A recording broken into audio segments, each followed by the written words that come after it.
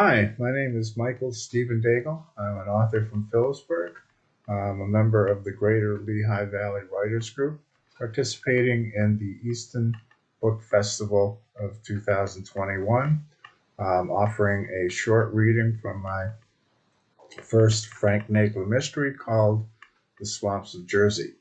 Uh, one thing I tried to do in all of these books is develop background characters who can carry their weight in the story, who are not just figures to move the plot along, but add some enjoyment to the story.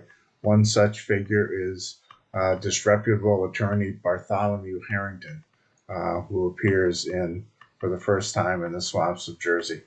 This is a scene where Harrington sort of disrupts City Hall.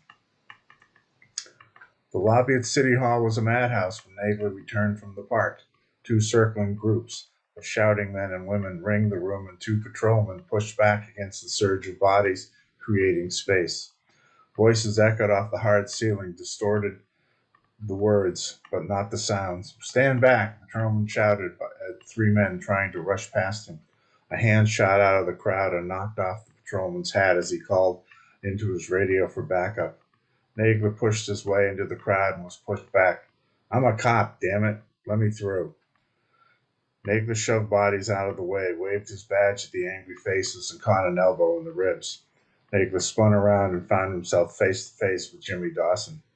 "What the hell is this, Jimmy?" Nagler asked. "Gabe Richmond was here talking to those in line for the home buyouts, and his opponent, Bob Yearning, showed up with this." Nagler held up a flyer with a couple grainy photographs of Richmond and Debbie Glantz sitting in Richmond's Escalade and the banner, "What the Mayor Does in His Free Time." Nagler scanned the flyer, noting only the words, "Lovebirds." He looked over the top of the crowd and saw Richmond and Yearning leaning on the wall at opposite ends of the room. They were each surrounded by several men and women, possibly election staffers, Nagler guessed. The election had been in the background for weeks as Ironton and the residents tried to recover from the storm damage. There had been two rather polite debates during which the strongest charge Yearning made was that the city was not recovering fast enough because of the lack of city staff in key departments, to which Richmond replied that those departments would be fully staffed if Yearning, as part of a brief Republican administration, had not cut the city budget by 15% and fired all the workers. The brief skirmish appeared to be over. While Richmond and Yearning glared at each other from opposite sides of the room, the two patrolmen managed to get some of the crowd to move along. "Sorry I missed it." The roar had diminished to a murmur of discontent, when to the shuffle of feet, soft shoes on wooden tiles. He pushed his way through the exiting crowd and stood in the small clearing in the lobby, eyes ablaze, grinning wildly. "Oh, what a thing is this! What a scene of madness!" The voice startled the crowd to silence and stillness as everyone in the entire hall stopped moving. Even the clerks behind the thick glass barrier of the tax department stopped shuffling papers. Nagler looked toward the main entrance to see Bartholomew Harrington, still wearing his herringbone jacket and Yankees cap, leaning on the door frame, holding up a handful of papers. Nagler caught the eye of one of the patrolmen and shook his head, saying, "Leave him alone." Bart was never dangerous, just theatrical, and Nagler didn't want the scene to become anything more than a mite on its own. Jimmy Dawson moved to the edge of the crowd, grinning. "Here we have the two," Harrington said as he moved to the center of the hallway. "The rich man and the Yearning staring each other down. Over what? A woman in a car? Surely you can do better than that, Bobby. Maybe you'd like to discuss the piles of tires and goo of dark oil in the woods behind your repair shop." The crowd murmured.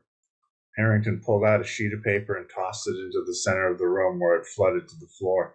Dawson jumped out to grab it. Harrington spun in a slow circle, stopping now and again to hand out one of the papers in his hands. "We have a city in flames and a populace seeking leadership and hope, and the best you can do is squabble over a woman in a car? Oh, Yearning, what are you yearning for?"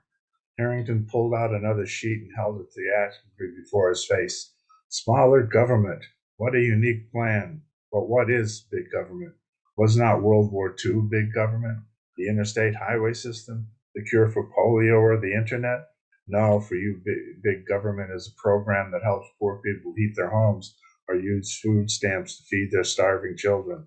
You say you will defund those wasteful programs. Dear me. Is it not big government also the program that provided you with a zero interest loan to expand your repair shop? And which you have not repaid? I have that flyer here somewhere. Ah, yes. From the campaign of Gabriel Richmond, Harrington read. What happened to the $50,000 loan Bob Yearning received? He failed to pay it back. 3 years overdue, deadbeat Yearning. He yearns to be mayor. He can't even pay his bills. Don't let him near the city budget. Paid for by the committee to re-elect Gabriel Richmond. Harrington tossed the flyer to the floor. Ha! Oh, such matters. That's a lie, Bob Yearning yelled. Officers, why don't you stop him? Harrington turned silently to face the two patrolmen. He winked at Nagler standing at their shoulder. Yes, officers, why don't you stop me? Because I'm exercising freely my right to free speech in the place our government convenes? The police remained in place. Shall I continue? Harrington pulled out another sheet of paper, studied it, and tossed it away. That is no interest. Yearning, really? As mayor, you will oppose dredging the Mississippi River in Louisiana? How quaint. What's the Mississippi River ever done to you? Ah, here's the one. As mayor, I will trim the fat from the budget. Harrington waved the paper in front of the crowd. Ah, yes. Overspending, the political opponent's perpetual complaint. My opponent is such a big spender. He plows the streets and collects the trash and makes the buses run on time. That's what they said of Mussolini, too. And we all know how that ended. Do you want to know why Bobby Yearning will accomplish that feat? The crowd responded in a muffled, yes, tell us. Let's see. He'll cut 50,000 from the welfare account and 70,000 from the school budget.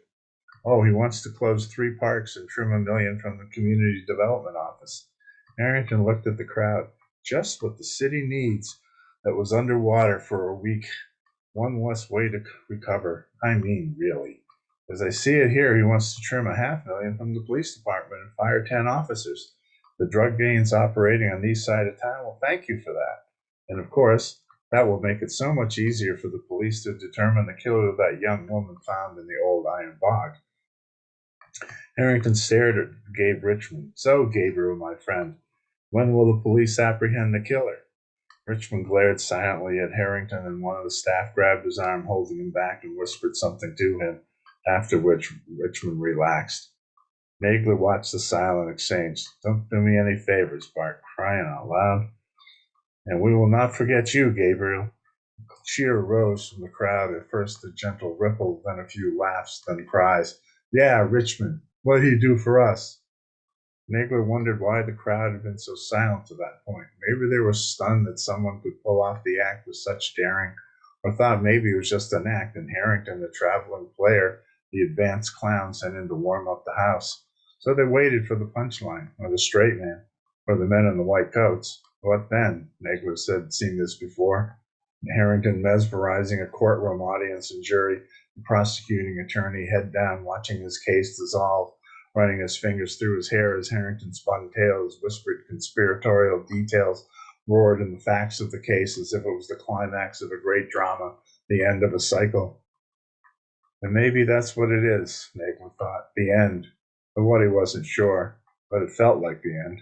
The end of it all, a message delivered by a man in a clownish suit as we stood in awe, waiting our fate. So then, Richmond, Harrington began again, the man of promise, or correctly, promises. Excuse me. He promised to clean the streets and repair the parks, to build the shopping center on the old iron bog, where, if you recall my previous reference, there was a dead body. That might slow things down. And he promised to repair the sewer plant and install new water lines and build new homes and attract new businesses and settle the accounts with the owners of the stoveworks, our neglected monument to waste and decay. Oh, Gabriel, the promises you made. You promised to lead us, to remember us, to heal us, to bring back life to the tired, dark streets, to bring joy back to the eyes of children and happiness to the voices of their mothers, to remove from the city's eyes, excuse me, the shame of our downfall. to cast up the hopes and dreams of the vacant eye, to bring people and shekels to our downtown, to bring back to life that full-throated roar that once filled the air of the city, the roar that said, "We are here, yes, we are." Oh, where, Gabriel, did all that roar go? Was it lost in your deal-making, abandoned in the eyes of your sweet lover, or forgotten in the haze of ambition? But it is lost, dear Gabriel, gone in the mist. The streets remain silent, the brick hulks of commerce still vacant. And what will you do? The sky is open and delivered a torrent, and the earth is cracked. Your people cry out, "Lead us, great Gabriel, lead us." But there you stand, wrapped in anger or a puddle of confusion, wishing you could wrap in your hands about my throat and shake the life out of me. But you won't. You'll just stand and watch, just as you have watched the city decay, watched your people despair. Harrington held the remaining papers in his hand as he turned in the circle in the center of the lobby. "Here," he said, "here are the lives of these two men who seek to lead you. Read and decide." Then he tossed the papers in the air, and as the crowd surged to grab the fallen papers, Harrington slipped out the door like a magician.